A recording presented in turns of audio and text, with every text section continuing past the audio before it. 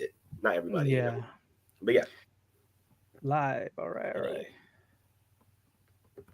awesome. I'm also live on Instagram just in case. Cool. Thanks. Yeah, I'm trying to get this thing going. All right.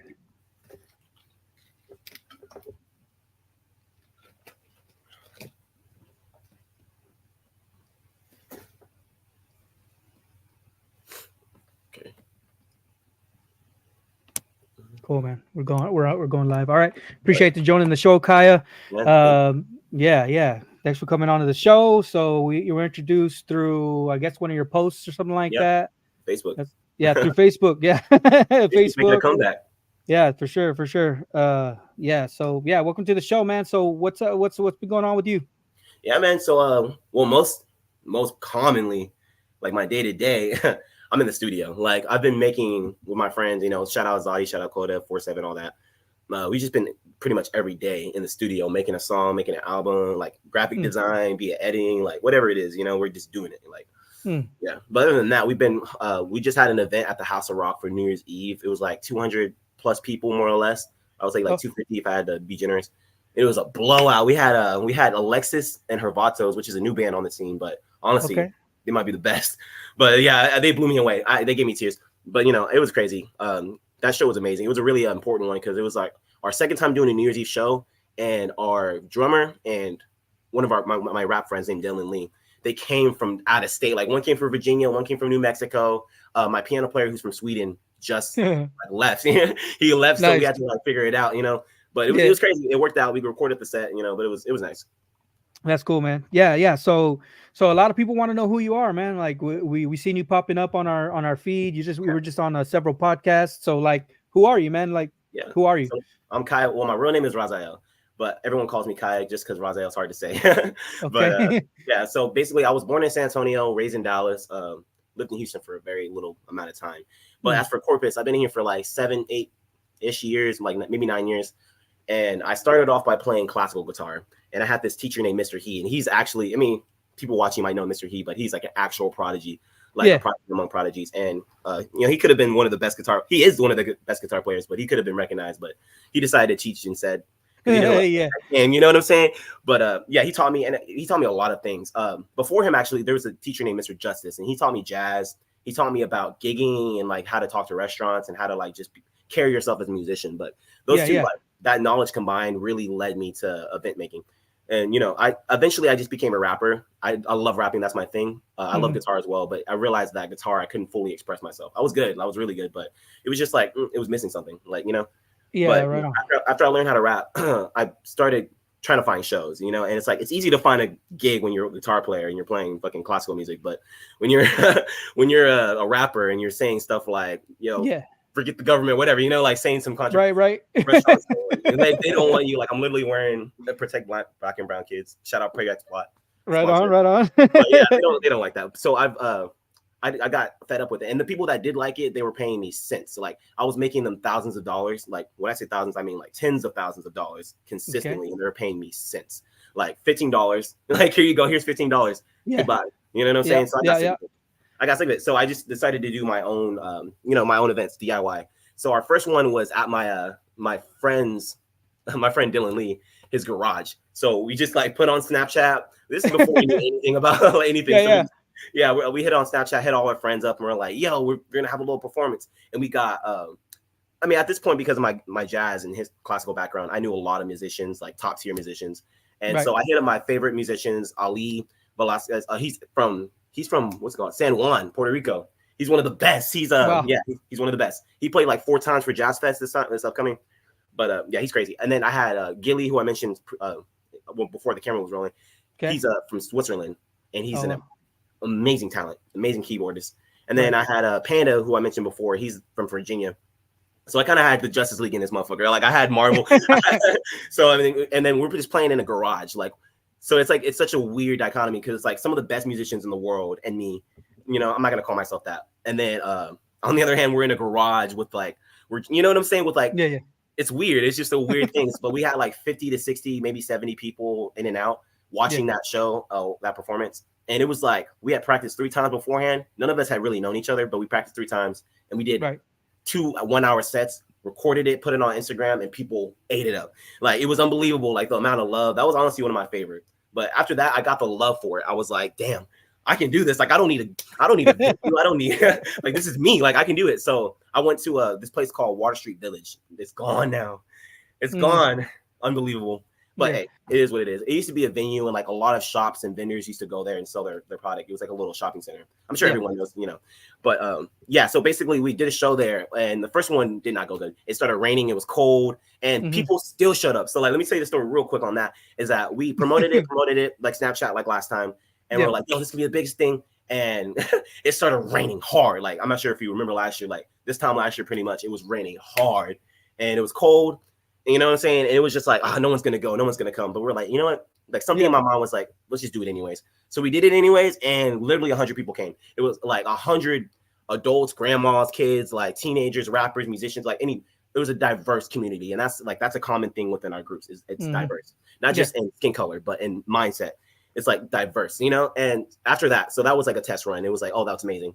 So that leads me to the New Year's Eve. So we had a New Year's Eve event, and we recorded it. So basically, that super team that I had from the first event came, but now we have this guy named Patrick, who is like one of the more popular mariachi band trumpet players in town. So like, I'm sure if anyone follows mariachi at all, I know for a fact you've seen him because he's everywhere. Like, you know what I'm saying? He's like, yeah, he's everywhere in the state. But yeah, we got him because again, he's friends with us. And then, excuse me. And then we had this sound guy named Zachary. Shout out Zachary because he's a real one. This man is like I don't want to hype these people up, but like straight up, he's like one of the best sound people I've ever heard. And he's from, I think he's from Austin. And he just happened to be visiting for New Year's Eve. And he was like, yo, what are y'all doing? And we're like, we're having a gig. And he was like, yo, I can record the entire thing for you in the highest qualities. And I can do sound for you. And he did it for like, that was $1,000 job that he did. And we did it for free. Like, and by the way, all the events that we're doing are for free, like to run at least. So he recorded the set, put it on Spotify. And, you know, if y'all want to check it out. It's amazing. Like it was, you know, but that was like the moment that made Kiya. It was like, there was a lot of things in my past that, okay, that's me. But after that night, it was like, this is who I am. I am the person that's like, walk on the stage. And it's like, it's hard to explain unless you're there. But it's like, I walk on the stage and it's like silence. It's like, everyone's like, okay. And then I go, and then the band plays, and everyone's crying and they're screaming. It's like, you know, Bobby, glory. It's crazy, you know. It's like, and that's the myth of Kiya.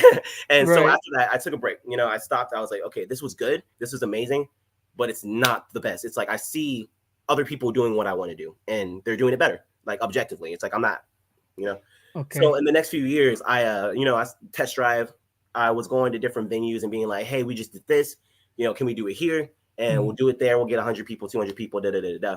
But I realized that we're getting the same kind of people. And we talked about that kind of, you know, a little bit. We're getting the same kind of people. So we're getting the same like musicians, even though it was diverse, it was the same people. So me and my friend Logan and my friend Daniel. So Logan is a genius, literally a genius. And Daniel's also a genius. And, you know, they're my friends and they were there for me. That's why I put co-founders because they helped me like I wouldn't have this shit without them. But they were like telling me, it's like, yo, if you want to be this Kiya Vance, if you want to be like J. Cole, whatever, you know, if you want to be that legend, whatever, then you need to have everybody, not just my group, not just people who like my music. So what we started doing is having chess tournaments and poetry nights and like video game tournaments. So we started with chess night, and we had I play chess, you know, it was just, we just picked the thing that we like. So it wasn't like anything crazy, but you know, like, but we just picked chess night. And then we went to Cafe Calypso downtown, which is now relocated. Shout out Cafe Calypso, shout out Marcy, they're amazing. But yeah, we had a chess night there, and we were expecting like 10 people, you know, it's chess, like we weren't expecting much. 60 people. I'm not sure if you've been to a cafe, like the Cafe Calypso, but it's small, like maybe 50 people they can fit in there. And we had 60 people playing chess off the bat. Like, and it was crazy. It was unbelievable. Like everyone was stressing. We put on a whole tournament. And real quick, it's like, I'm not sure if anyone's run a chess tournament before. That is stressful. I thought music was stressful. Chess night. And then you get those people who lose to a kid and they're all like, well, he cheated or whatever, you know, it's like, it's like, it's not even that serious, but so, you know, and then the next thing we did was also at Cafe Calypso was poetry night. And that one I'm very proud of. So there's this girl named Raven who is now in, I think she's in Denton or Austin or something like that. She moved, but she was the one helping me. But yeah, we had poetry night, and basically the rules is that we got 3 very intelligent judges. So like one of them, the first judges were, a TAMUCC teacher, one of the writers from Corpus, I forgot what it's called. They do the stuff at the art museum. I forgot her name. But and then we had a famous musician. Like I say famous, but like locally famous. And then yeah, so we gave them the rubric that we wrote out. She wrote it out in high detail, and then it was $5 entry. And then people just go on. We had the microphone, all that stuff. They go on there, they speak their truth, and the theme was green. So like the first theme was green. It's just the word green. So you can do with that as you will, kind of thing. And people came in, and that one, it was 100 people. And again, this is a coffee house that can only fit like 30, 40 people. 100 people packed to the door, like outside, like wrapped around the building. And we had to tell them people were like, I'm sorry, you got to go. Like, and that's a common thing with the events that we do. And so, but the poetry nights are extremely important because like I was saying before off the camera, is that there's a lot of ideas that get suppressed because they're not very normal. I don't know the words, but poetry night was always about giving a platform to people who don't have it. So your average Joe Schmo who writes poetry and thinks no one will ever hear it now gets to perform for 100 people for $5. Right. And then we didn't keep the money. All the winner and the second place winner and the third place winner got prize money / drinks, or I give away. I forgot to mention this, but all those events that I was talking about just now, I gave away everything that I have. So I'm talking about baby pictures. I'm talking about my guitar, my shoes. Like I'm giving away everything that I literally own. Like when I say everything, I got the shit that's on my back, and I have a backpack over there. I got stuff in that, and that's it. You know what I'm saying? Right. I give it all away, every single thing, and people can hold me to that. So, but yeah, so that was important. And then that's when we first started getting our first news coverage. So after that first poetry night, and we're like, yo, we're actually doing this. Like we got something. We started hitting up every single news station, and the first news station that really talked to us and was legit. Shout out John Oliver, Olivia, excuse me. Color Times, they give us a story. So they heard about the chess nights, they heard about the poetry nights, and they were like, yo, this is legit. They were like, do it bigger. Pretty much she was like, do it bigger. And so we went up to the exchange. Shout out the exchange, shout out Hank, shout out Trip Tonight, love them all. They made me who I am today, wrote a song about it. But yeah, we went to the exchange. And I mean, I've been playing for the exchange jam nights and doing little gigs there for years. But we went there and we're like, yo, we want to have a chess night, purely because they had a chessboard upstairs. And I love that place. So we're like, yo, we want to have a chess night. We don't know how big it's going to be, but we've been doing this, maybe like 100 people. And they're like, sure, that's amazing, fine. So we planned it. It was on April 1st last year. And that was the first time that we actually promoted like an actual promoting company. So on my website, I say we're a marketing company, consulting.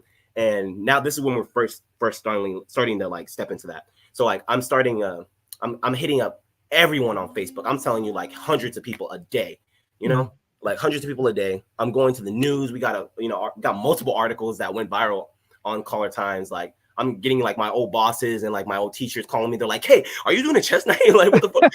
That's funny. Yeah. And I'm like, it's getting big. And at the time I'm thinking like, oh, this is, I'm desensitized. I'm thinking like, oh, it's going to be big, but I don't know how big it's going to be. Yeah. We go to the exchange the day of, and it's, when I tell you, like before we're doing 100, that's good. 200, I kid you not, 300, I want to say 350. I'm going to lowball. 350 people came in that bitch. Every inch, every square, there's photograph, there's like evidence, like we can look it up online. But like every inch of this bitch was completely filled with people who loved chess. Some of them didn't even know what was going on. They just wanted to be a part of what Kiya Vance was doing. And so, we had our, shout out Logan and Daniel, stressing them to death because they're the ones who having to run all their stuff. They're like, oh my, and then it was crazy. It was hectic, but we got it down. Nobody was expecting that many people. And then it got to the point where there was and we had beforehand bought a bunch of boards, and we had so in chess there's like grandmasters and that kind of stuff. We had a national master and a grandmaster candidate come to the chess tournament because they heard about it through social media, and they had boards. So with their boards, with our boards, we still didn't have enough boards or tables to do it. So we went to the next door venue, Red Toad. Shout out them too, they're amazing.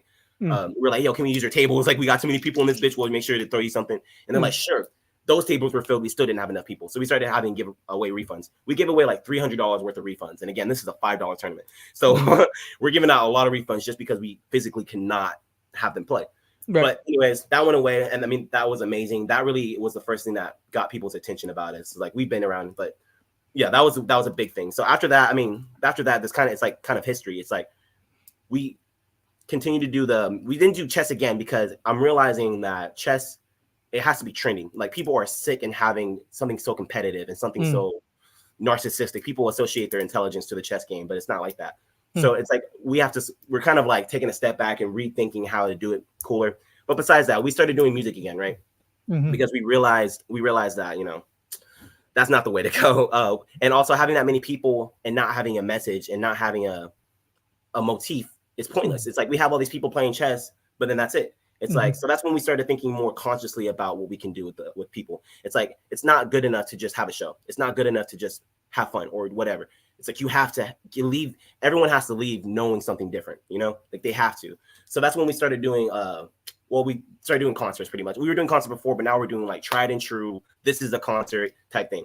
So we went to this place called the NASA. It's like an underground venue. I'm sure everyone's heard about it, but yeah. So we played there, and shout out to NASA. Yeah, shout out to NASA. We played there, and it's a similar thing. We got the Super Justice League band to come play again. And it was amazing. It was called the event was called Red, and this is the first time that people are really we started doing this, and then everyone started doing this, adding names to the events. You know what I'm saying? And you'll find that. I'm not even gonna mention it, but just real quick, we do a lot of things that people see and they copy, but we don't say nothing about it because that's not what it's about, But we did that show at the NASA, and that place it was like 200 people more or less. Now the reason we don't play there anymore, and it's kind of controversial, is that we took pictures, videos, and all that shit, counted heads, and we got like 213 people, and minus like 20 people that we let in for free. They said that we only brought in 150, so they pocketed a lot of that money and tried to lie. So it was like. And then it was like, and not only that, when I was going up to get the money and talk to the owner's wife, and I'm saying this shit and they're going to hate me for it, but the owner's wife pushed the hell out of one of my vendors. And so I forgot to mention this, but we're doing vendors. So like I'm connected with about 250 vendors and about 55 food trucks, if I'm remembering my numbers right.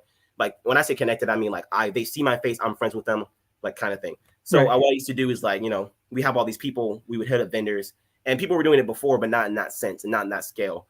But we stopped doing that because we realized that we don't want it to be commercialized. We don't want the main focus. Although I do want to feed these businesses, it's not the way. But regardless, she pushed the hell out of one of my vendors, like pushed it, because she was like, the vendor was saying like, hey, one of just talking. I don't even know what it was. We're having some kind of dispute. I don't know. That's not me. But she pushed her. Like I saw that. She saw me see her. She said, "Ugh," and the girl like pushed back, and the girl looked at me. She was like, yo, did she just do that? And I was like, I don't know what to do right now. I've never encountered this before. And so she texted me the next day, and she was all like, yo, that owner pushed me. And all I was saying was that someone needs to move the car. Like she got upset and she pushed the hell out of me. And I was like, damn. Yeah. And then, after that, the owner, I don't want to say the owner because the owner's cool, but like that group of people, they're all like, nah, no, you can't work with Kiya Vance anymore. Nah, Kiya Vance. It's just an excuse. And I didn't say nothing about it. I didn't defend myself because at the end of the day, it's like, I believe in karma. I believe in good and light, and that's like at a certain point it's like it's just gonna come to light. You know what I'm saying? It's like you're gonna get the comeuppance. So it is what it is. After that though, we went to different venues. We tried different little places to try to get the same kind of but we weren't finding it. And realistically, if I'm being honest, if I'm keeping it 100, it's because that every single time we do these DIY events and with a venue that isn't our own, we do ticket splits, and people think that 50-50 ticket splits are logically even, but they're not. It's like, it sounds even, and that's what they'll kind of come at you. So like if I'm a newbie and a business owner's like, hey, 50-50 splits, that's even, right? It's real, but they're making money off parking sometimes. They're making money off food. They're making money off liquor. You know what I'm saying? They're making money off the promotion of people who see me doing an event, then do an event afterwards. So it's like that kind of stuff. And not only this, we're a promotional company at this point. Like we get thousands and thousands and thousands of views every month, every day. So like they're getting free promotion at this point. Like at one point on Facebook, I was getting like 500K engagement, more or less.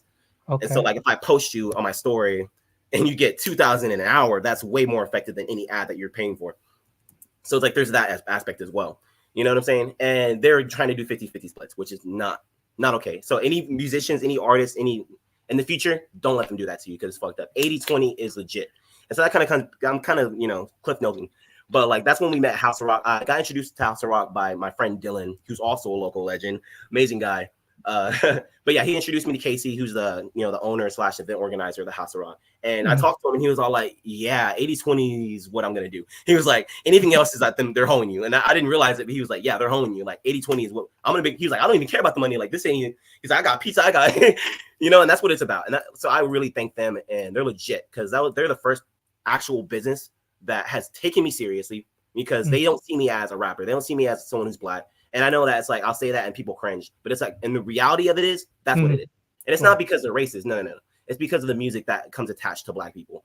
You know what I'm saying? So like, I'm not going to name this. I'm not going to name names. So you think, so what, can you say that again? You were saying that you think that why you don't get that percentage is because you're black. Is that what you're saying? Oh, no. The percentage thing is just a business being greedy thing. Okay. What I'm saying is that they won't even they will be hesitant to even have me there in the first place because Okay. they're afraid that my crowd will be rowdy or that I'm gonna say something that's not fitting their business, Oh, I got which you. is ridiculous because I rap over jazz music, like you know. Yeah, I But got you. you know, the people who know me know that's not true. But a lot of new businesses will see it. Not anymore, because every business knows How me. many different venues have you done? Overall, by myself, just me, probably. No, well, like your production. Oh, okay. Then let's see, 24 Hmm. total. Some of them were in Houston, some of them were in San Antonio. But yeah, How just many in like here? How many in Corpus? if I had to give a number, probably like 10, 15. Hmm. Yeah, yeah, just mostly. Yeah, it's hard. It's kind of hard to pinpoint. But I would say about 10, Yeah. 15. Yeah, definitely. But yeah, I Cool. mean, So yeah. So word of mouth is a promotion company. That is that. Okay. yeah. Cool. So basically, with word of mouth, so it started off as just something, as I mentioned before, just now about like how businesses are kind of afraid to have someone like me come into their Hmm. establishment and take control because that's what I do, to be honest. Hmm. So what I started doing is, I didn't create it. My friend Emery came up with the name, but I co-founded Hmm. it, and we come as word of mouth, inclusivity, like community driven. We're safe. We're PC. Don't even worry about it. And Right. that's kind of the whole vibe. Is that we created this whole entity Uh to huh. push away the focus from me and onto that because that entity is very clean. It's very like family friendly, and Right. businesses can latch onto that. You know, promotional companies, news stations can latch onto that, and so that's kind of what it is. And it's bigger than just a promotional company. I would say is it's Okay. multifaceted. So first things first, yes, it is about promotion. It's about getting monetized. How What it's is it about, multifaceted? yeah, it's about getting. So not only is it promotional company, but it's Mhm. also a label. So it's like an actual official label, got the Okay. paperwork and all that stuff. And then we're trying to work it on it being a nonprofit organization. So like all the gigs that we're doing, all the resources we have, I want to be able to give it away for free. But not only Okay. that, we're also a well soon to be poetry like publishing company. That's Okay. that's more of like 2 years, 3 years from now, but we're still working on it right now. But point is, every poet that comes to my poetry night, all that stuff, I want to get them.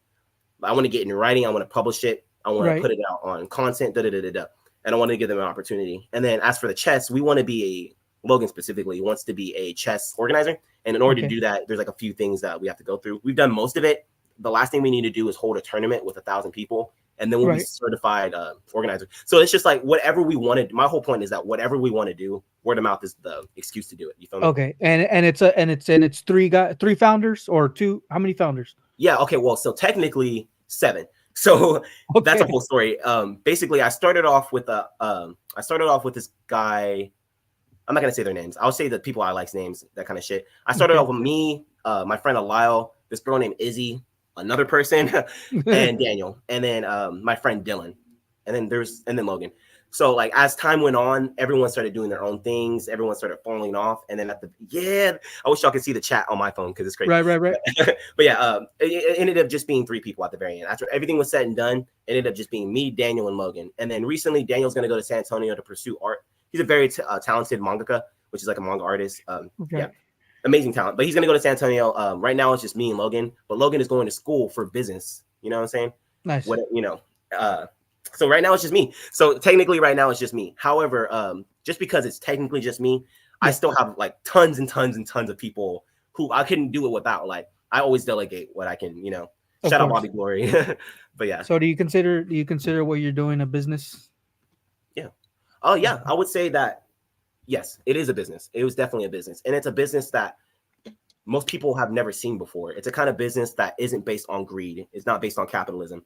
Our Mhm. business is not about making money. Like I could have made, if I was literally any of my contemporaries, I would Yeah. have a house right now. I would have shoes, or I'm just kidding, but I would have a lot of things. But I've Yeah. chosen specifically to give not only all the money that I've gotten, like let's just say I get to do a gig, I get $100. I give that Right. money to my mom. I give it to my friends. I give it to my girlfriend. I give it to or I put it back into the business. I make shirts. I do whatever the fuck. But point is, I never keep any of the money because I personally think, and this is my opinion, I So personally think money is disgusting, and I think businesses that run on money just inevitably end up going evil. But good, yeah, yeah, I don't think money's evil. I mean, yeah, I think it's a currency. Like, you know what I mean? yeah, Like, it can be evil, and it can be evil. yeah. But Well, let me rephrase that's it. just how I see it. Well, no, yeah, I agree. I think I agree.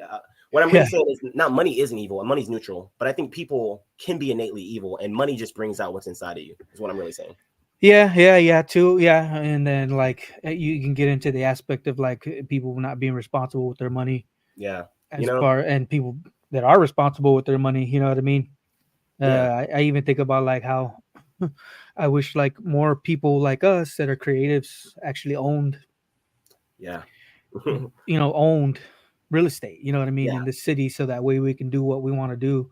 But it's like it seems like we're stuck underneath that because yeah. for whatever reason we're not wanting to grow in that aspect.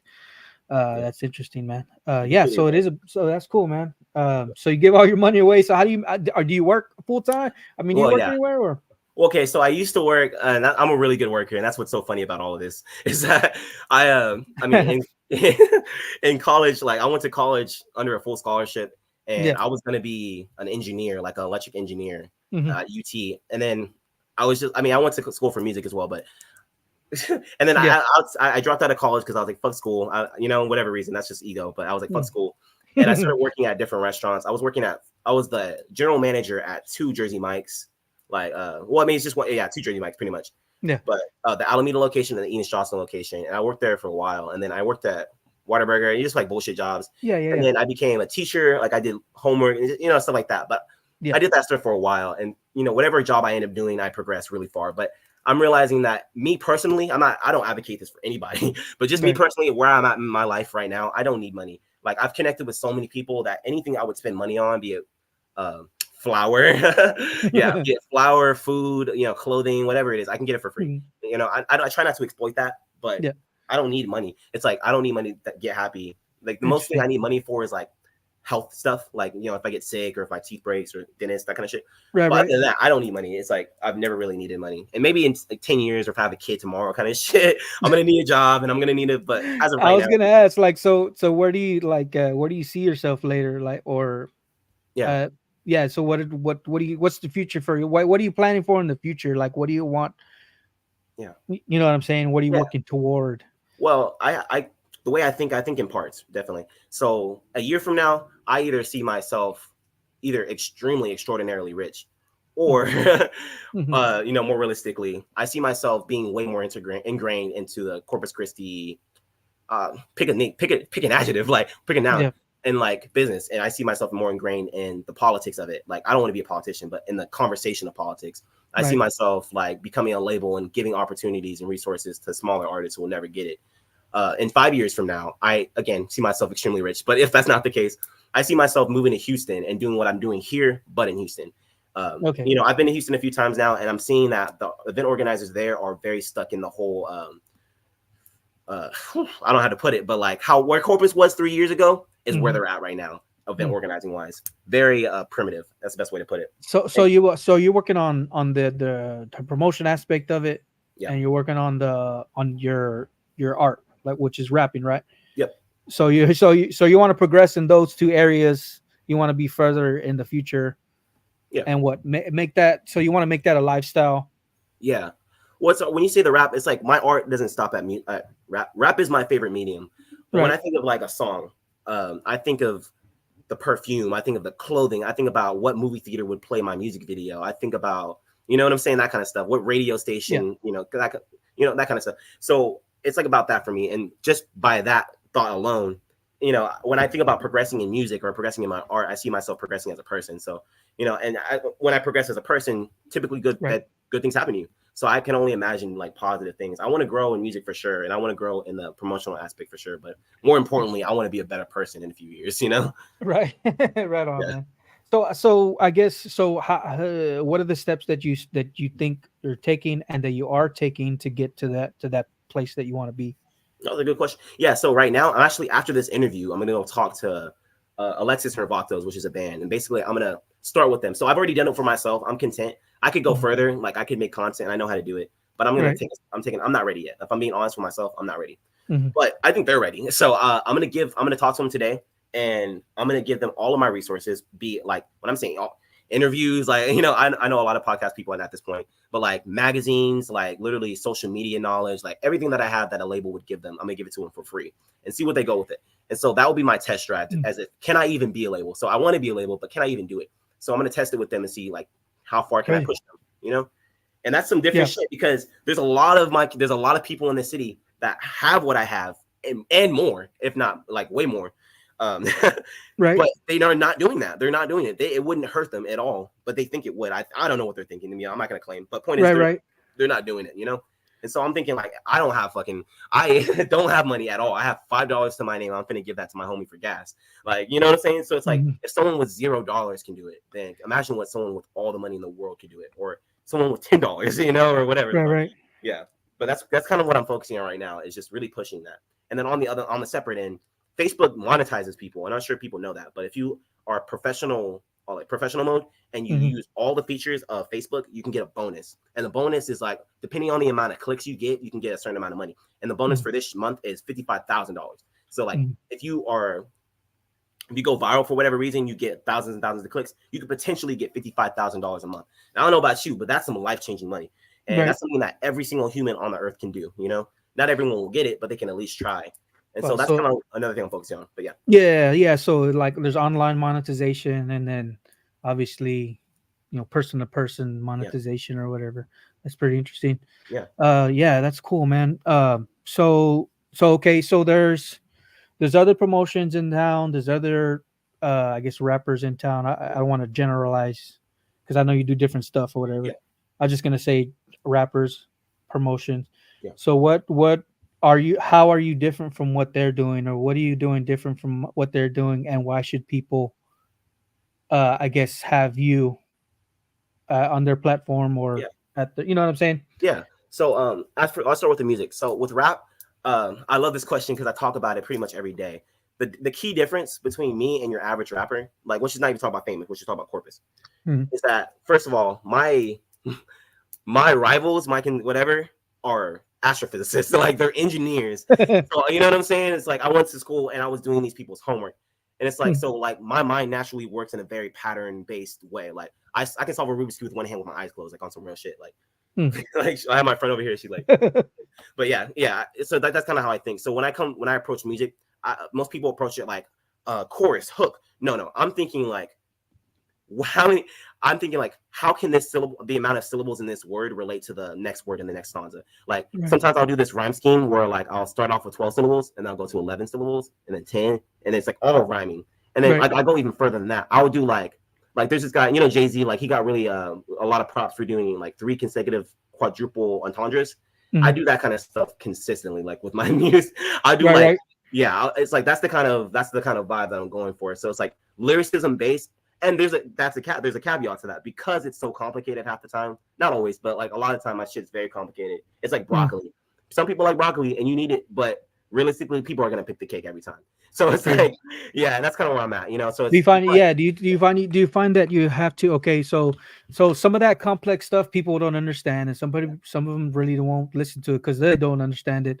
Do yeah, you feel like you create songs that people will understand, like say easier stuff, yeah, easier musically, like verse, chorus, or whatever you yeah. say? Do you Well, find yourself having do that as an artist? yeah, so basically what I came across that complicated problem about 2 years ago, so I'm kind of past that. But what I've understood is that you can give people broccoli if you put it in, or let me rephrase, you can give people carrots if you put it into a cake. You know what I'm saying? So it's like Right. I'll have the song structure, the beat itself be extremely digestible. Like for instance, Mm. with jazz music, it's like there's some certain frequencies in your as a human that you just naturally want to hear, like the Right. birthday song. You know Right. what I'm Right. saying? Right. Or like Mary had a little. You already hear it in your head. It's Right. like Right. those Right. little very digestible. So I have stuff like that within the harmony of the song itself already. And then I'll have like very nostalgic aspects of my samples. So like I'll get like the Kool-Aid Man, or I'll get like whoever, like stuff that people are like they can latch onto. And Yeah. then my chorus is I have choruses. I don't like to use them, but when I do use them, they're very, very minimal. So like you can play them on a piano with one hand type shit. So like I have this one song called Sober, and the chorus is literally just life ain't better when you're sober. Roll another blunt when it's sober. That's it. Mm. You know? And then the verse is like Yeah. you Yeah. know, Yeah. so even if the average person can't understand what I'm saying, or even if they understand it, they can't like latch onto it. The chorus, the music is good enough to where they're like, oh, I can jam to this, I can bump to this. Right, right, right. Yeah. Yeah, Yeah. for sure. Yeah, I've always thought about like rappers having to rap over like a an odd time signature, Oh yeah. like That's a my five favorite. five four, like a 7/4. You know what I mean? Yes. And like Shout out if you give it to Emmy. some, you know what I mean? If you give it to a rapper that doesn't Yeah. understand that, they'll be tripping on it. I think so. I mean, I don't know. Yes. I don't know. Yeah, Hell that's cool, yeah. I man. there's this famous drummer who was in Corpus, but she just moved because she's in the military. Her name is Yeah, Cammy. People know Cammy. People know Cammy. She has like 300K followers, but I jam with her yeah. sometimes. And she loves to do the whole 7/4, 13/3. Oh my god! And I'm just like, but Yeah, she, yeah, exactly. yeah. But I no, knew it, I bro. I was like, eventually yeah, eventually I've learned how to adapt to it. I mean, I started with jazz guitar, and so what my mindset is that if when I'm rapping, and I started off by freestyling like off the dome, like that's my main right. thing. But when I'm Wow, when I'm rapping, I just think about it as like soloing on a guitar because I can solo on anything. Give me any time signature, any key, whatever. I got you. Like I can yeah, solo on yeah, it. yeah, So like when I think about it like that, I'm like, okay, well, let me just add words to it. Like let me just solo on guitar in my mind and just add right. words to it. And then it's like anything's the sky's the limit. Like give me country, give me rock. Like that's why I love the jazz. I mean, that's why I love the exchange because like you get all kinds of people, all kinds of music, different artists, and That's I'll go cool. on there and I'll just rap over whatever, or I'll sing on it, whatever, Yeah, and yeah, it's yeah. different. You get different tastes. But yeah, So I love that. yeah, so do you feel like do you have a certain audience that likes your music? Would you say, or and do you like target them? Yeah. Okay, so you target a Yes. certain art. Okay, yeah. So that's something that's different there. Wow. Yeah. Yeah. I So target. Oh yeah, go for it. nah, I know Mr. Justice and Mr. He. I don't For know him. real? I That's learned. Yeah. crazy. Yeah, Yeah. I went to Del Mar. I got my bachelor's in music from music ed from Del Mar, and then I got Yeah. my bachelor's from A&M here, Corpus Christi. Hell yeah, bro. So yeah, if you go to Del Mar, I won the honors concert. I think in 2005 or four, something like that. If they still have Hell those yeah. pictures on the wall, Yeah, bro. if you Good if you shit. go down that first hall, you soon as you walk in that first hall, the long hall where all the pianos are, Yeah. you'll see my picture up there, bro. Damn, bro. Yeah. Yo, we're brothers in arms right now. We had the same teacher. Yeah, That's yeah, crazy. Miss. So I knew Mr. Justice from Del Mar. I didn't go to Carroll. I went to Ray, and then Oh, I okay. went. So Mr. Justice was my jazz. I took him an elective with him for jazz guitar for one Yeah. semester. Man, that dude he's a beast. I know. He's The a seven freaking beast. string. Oof. Well, he has a seven string now. At that Yeah, at man. that time, he just had a regular six string. But Oh, damn, that's see. crazy. Yeah, man. He switched because he's teaching bass lessons now as well. So he just plays the Oh bass on that seven string. yeah, yeah. See, oh man, I wish I could do what he does, man. For real. I gave up. I just you know what I'm saying? Yeah, and he would like you give him a piece, it just has the melody and the chords on there. It, It's like, just has the melody, but it has the chords in shape form. You know what I mean? And yeah. this dude's putting the freaking harmony, the melody, and the bass all it. I'm like, dude, how the hell do you While do he's that? talking. Yeah, while he's having Yeah, a conversation, I'm like, dog. yeah, Man, I hope he's doing good, bro. I haven't talked to him in a minute. Yeah, it's been a minute since I've seen both of them. yeah. Mr. He too. He was my professor even when I went to A&M. But yeah, I learned a lot from him on playing the guitar. Yeah, he's a Definitely, genius. man. He's a genius. Oh yeah. Oh man, if you could, he's got the box CD and he's got the Yes. Chopin CD. Mm. Those are the only two that I've heard. I know he got other ones, but those are the only two. But golly, that dude is Yeah, he has a freaking. lot. He actually he retired, but like before I left He when I did. dropped out. Wow. Yeah, he retired like 2 years ago, I think. But he No gave me way. all of his jazz transcriptions from when he was in high school or college. He gave them to me like handwritten. And I was like, Crazy. they're at my mom's house right now, like in the fucking. Wow. I was like, I couldn't believe it. I haven't even tried to learn them. Like they're so like they're over my head. It's like they're way over my head. But yeah, All the guitarists wanted to look inside his collection because he had yeah, all kinds of stuff in his room. he gave it all away. He gave a lot of it away. Like there's this Wow, that's one guy crazy. named Bajan. He gave him his classical transcriptions for Bach, and I was just like, bro, it's just crazy. Wow. That's what That's it's about. awesome. And see, that's what inspires me is because he didn't ask for money. He didn't say, well, I mean, granted, I paid for college, but he didn't ask for money for the transcriptions. He said, Kiya, there's so many people who have tried to get these and try to copy them. And he Oh said, yeah. here you go for free. Yeah. Goodbye. You know what I'm saying? Like, Yeah. that's I some real wonder shit. if he. I don't know if I wonder if he gave his Chopin transcriptions because he was hoarding those too. He was telling me Yeah. that one time, people had wanted to get him. And he gave it to like maybe one or two people, like one song or something. But Yeah. Just the song. Like, yeah. oh, man. Just I being able to. honestly, he probably would, if I'm him, either he gave it to his son or he gave it to the new teacher. That's all I can Mm, think of. Or he oh kept it wow. himself, just knowing Yeah. him. But yeah, man, Yeah. I love that. That's cool, man. Yeah. So let me see. So different from. So I'm looking at my notes here. Yeah.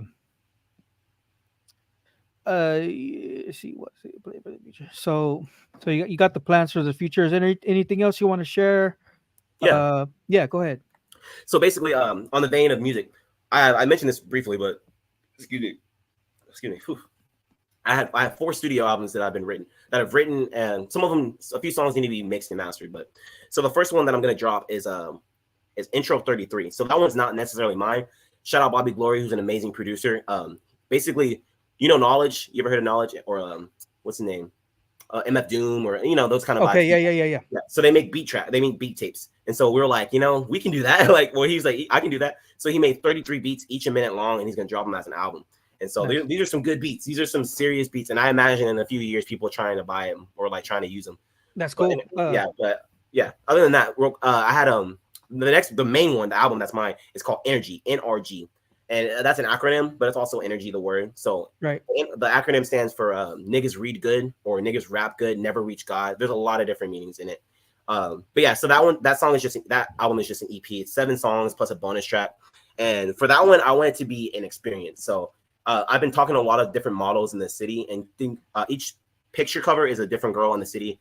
When we finish the music video, we're gonna go to Alamo. They haven't confirmed it yet, so I don't want to jinx it. But we want to go to the Alamo and have the music video played on that big screen. And nice. like, we have these smoke machine. We have these fog machines that you can put essential oils in. And so I have this person that makes essential oils, like different smells. So I'm gonna drop the essential oils within the thing, and play it out during certain songs. So the entire thing smells like, we have That's a perfume really cool. maker. Those perfume jellies? They're like, it's not a jelly, but Right. it's like we got one. I have someone making a custom one for Energy right now, along with different That's jewelry. good. Yeah, we got merch on the way. We got hair. I'm not sure if you see my hair. I got some different things. Like, here's one of them. Oh, if I can find it. Yeah, we want to make some jewelry for hair, for dreads. And that's cool. Yeah, we're going full force, and we're not gonna. There's a chat on my phone right now that says put out a CD. I'm not gonna do CDs. We're not gonna do CDs, but we are gonna do CD players, because I'm noticing the CDs are making a comeback. So we're gonna do an Energy CD player. Wow. Just for fun, like just because. But so yeah, we're just gonna go. Yeah, that's cool, man. I like how you have like you're thinking about the show aspect of it, the sound. Pretty cool, man. So do you have to do you copyright your stuff? Do you have to, like, because I know you mentioned like being like a label and stuff like that. Like, have you started that process as far as like, you have? Okay. Well, what's that look like? I went through oh yeah, sorry, I was reading this.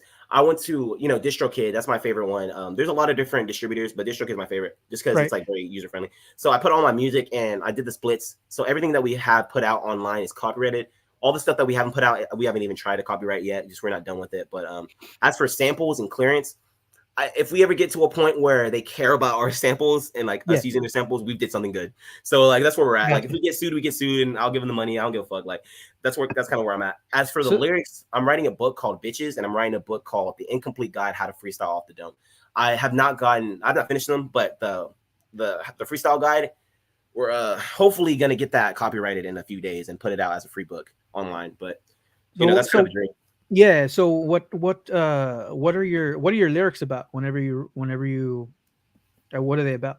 Yeah. So I would say there's 2 different versions of Kiya. There's the freestyle Kiya that raps about whatever comes into my mind, like literally, right.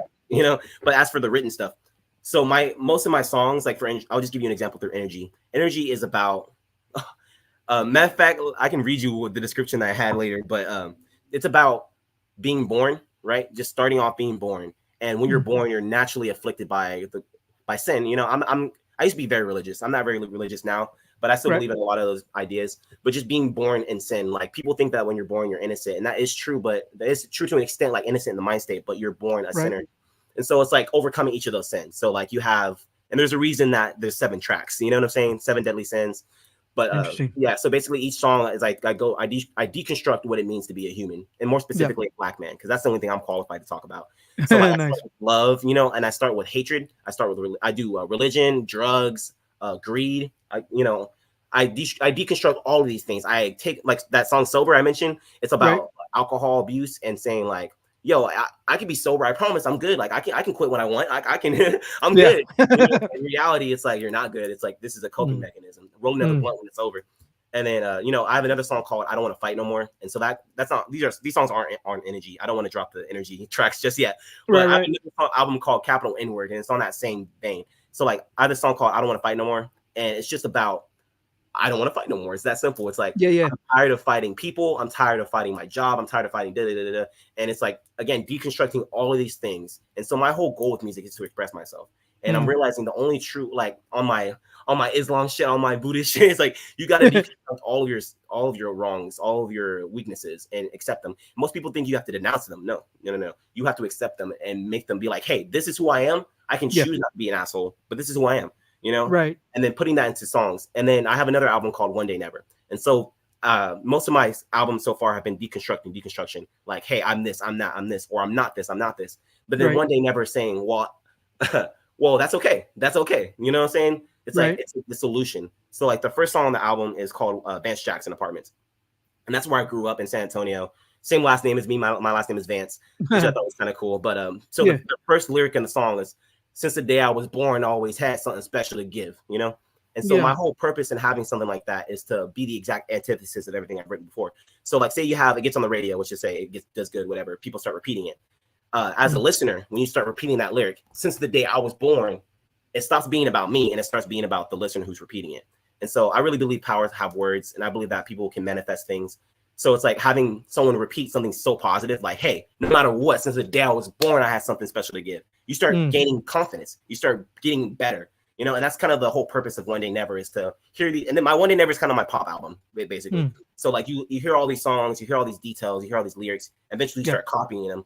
And then instead of it being like like I love J. Cole, but instead of it being like like Wet Dreams, or being gratuitous, or being negative about guns or violence or whatever the fuck, it's about self-growth. It's being like, hey, all these things exist and I can accept that, but that's not who I am, and that's why the album is called One Day Never, because it's like everyone wants to make it one day, but what happens if you make it one day never? Then what?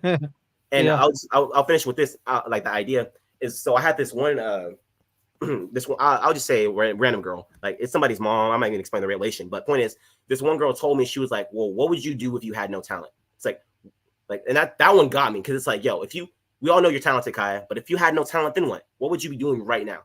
And I'm like, I had to stop and be like, oh shit, would I be playing guitar? Would I be at school? Would I be doing this? Would I be doing that? And I realized that if I had no talent, no ability, no resources, no friends, I would be making music. I would be trying to help myself. So I realized that it's like, I am not qualified into talking about anyone else but myself. And so I deconstructed who I am, and I rebuilt it and accepted it. It's like the stages of grief, really. There's anger, there's all kinds. That's why I don't want to overtalk myself, but you know what I'm saying? Like, there's so many layers to what it is. And then what happens? So you got all these plans, you got all this stuff. What happens if it doesn't work? Oh, and that's the whole thing, is that even if I, it doesn't matter. Even if I lost a finger, even if I cut my hair off, and I, all my family, it don't matter. I would still be doing it, because I've already made it. The idea of success in many people's eyes is so ridiculous to me. It's so fallacious. It's like, I made it because I have money, or I made it because I played for da-da-da. None of those things matter. It's like, you don't take that stuff with you when you die. To me, success is complete understanding of yourself and complete acceptance for who you are. And then and also, a side thing, connections. It's like friends, family, those, even acquaintances, even hatred, even enemies, all those things. It's like, that in itself is winning. So by that, I have no competition. I have no frets about not making it, because I've made it. I mean, right. You know what I'm saying? I've done it. I've done what so many people wish they could do, and that's accept themselves. Right on. So success does. So does success have like money? Like, is it tied to money? Is there a price for it? No, never. Would you say? Oh, okay. No. And honestly, and anybody watching this right now that knows me will know that I'm very consistent about this, is that if I got $2 million tomorrow, I'd have $1 the next day, because I'd give it all away. And that's a little, I'm writing a book called Bitches, and that's one of the excerpts in the book, Bitches. But yeah, I don't care about money. Like, I don't want it. It's like, I do like guitars. I'm not going to pretend like I'm the saint. Like, I love food. I love bitches. I love all that, but I don't need it. I don't want it. I don't crave it. And, if I had $1 million, I would give it to my mom. First off, I would get my mom all the money. I would give her a house. I would give her whatever she needs to be good. I would get my friends, all my people who have helped me get this far. I'd make sure that they're good. I would make sure their families are good. I would go downtown, all the businesses that have ever helped me, I'd buy all their shit. You know what I'm saying? Like, that's what I would do. And it's like the homeless people on the street. And it's like, and here's this kind of sidetrack, but it's in the same vein, is that a lot of people see the homeless people and they like are scared of them. They're disgusted. It's like, I've had deep ass conversations with these people. I smoked with them. And it's like, if I always tell them, I'm like, yo, I'm gonna make it and I'm gonna help you. Like I mean that shit genuinely. So it's like there's so many people. I'm like I said before, I don't need money. I'm good. There's so many Yeah, people yeah. who need money, and I would help them with it. But yeah, Do you feel like people always bring that up in conversation with you? yeah, all the time. Yeah, all Yeah. the time. For a lot of reasons. I mean, people who know me, like even a little bit, and we're starting to get to know each other. They know I'm gonna make it. It's like they know I know I'm gonna make it, and that's the Mm, narcissistic shit that people are afraid to have. But you mm. need to have that mindset to make it. It's like if you think, oh, I might not make it, then you're not gonna make it. It's like you need to Right. know for a fact that you're gonna make it. If you're even slightly less than the best, you're nothing.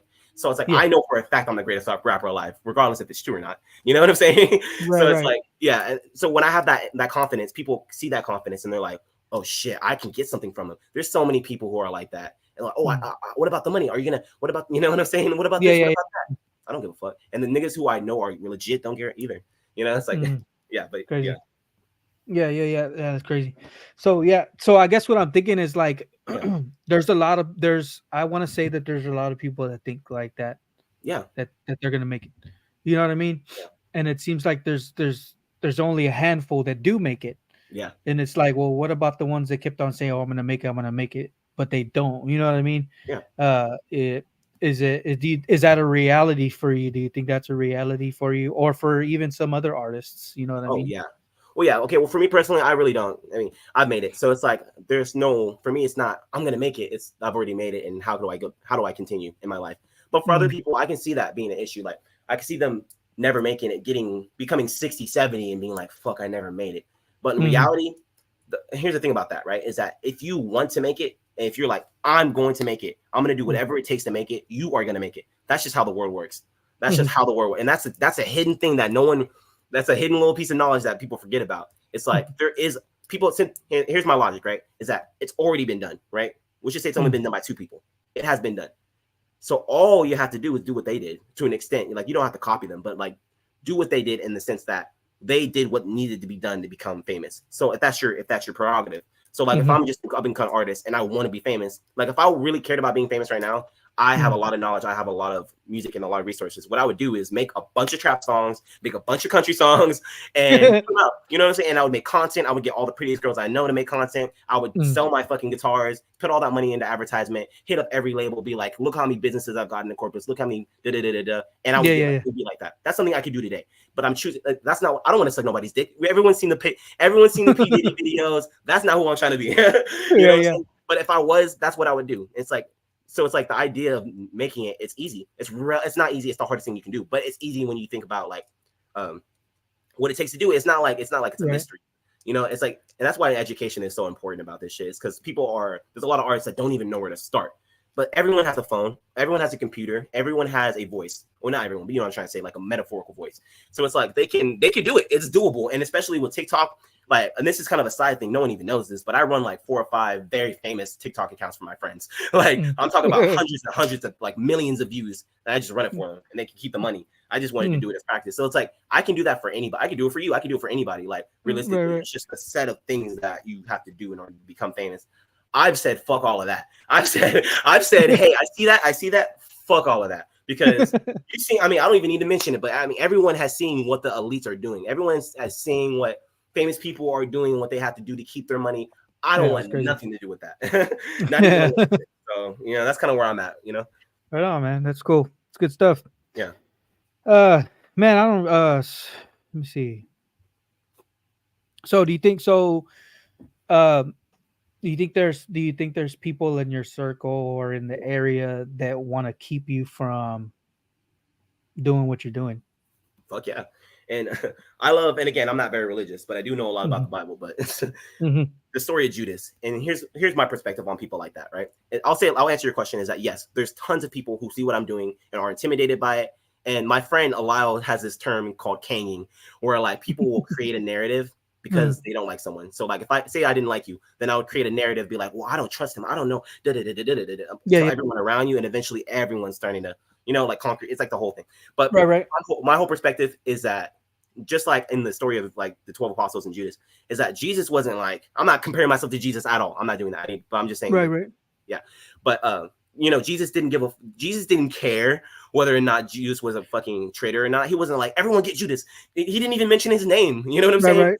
Like Yeah. it doesn't matter. It's like, even though he got killed and all that stuff, it doesn't matter, because that's not what it's about. It's like, even Judas is struggling.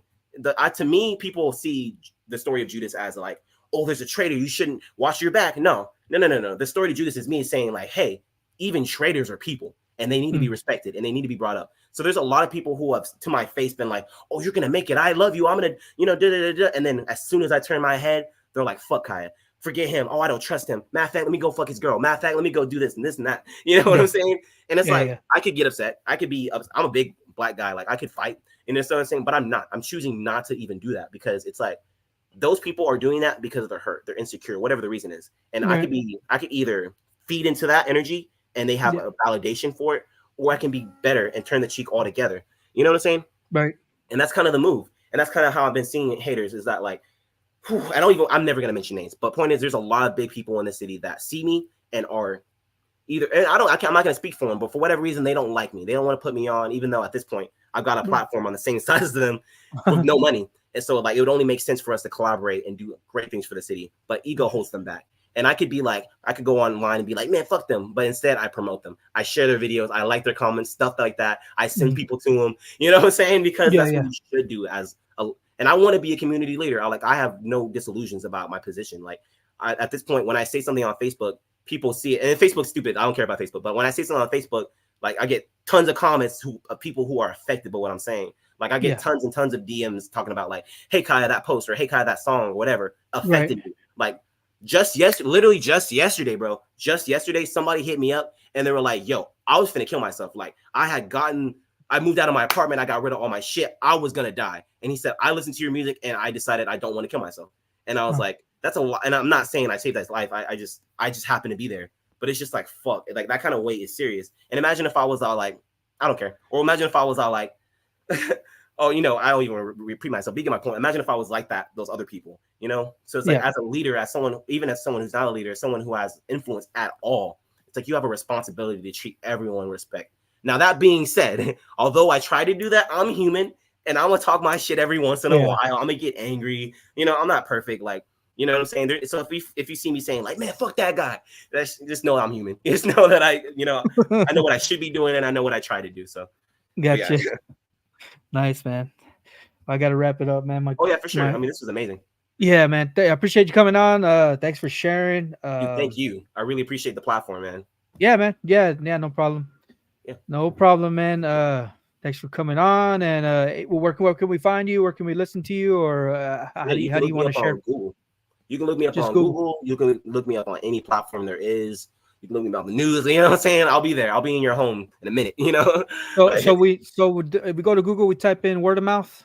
Yeah, if you look up word of mouth Kiya Vance, you'll see like 1,000 articles about me. Like, it's crazy. Word of mouth. That's cool. Cool. All right, man. Yeah. If there's nothing else, you got anything else to share? You want to share?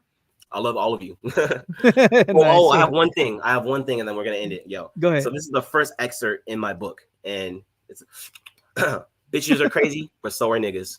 And that's all I got. That's all I got. I'm sorry, I missed it. Say it again. Yeah. Bitches are crazy, but so are niggas. Yeah. But yeah. All right, man. Hell yeah. All right, man. Well, you have a good day. Stay warm. Too, have a good one. Have a good day, bro. Oh, can you send me the video by the chance? Yeah. I'll send it to you. Hell yeah. All right, I'll see you. Okay, bye.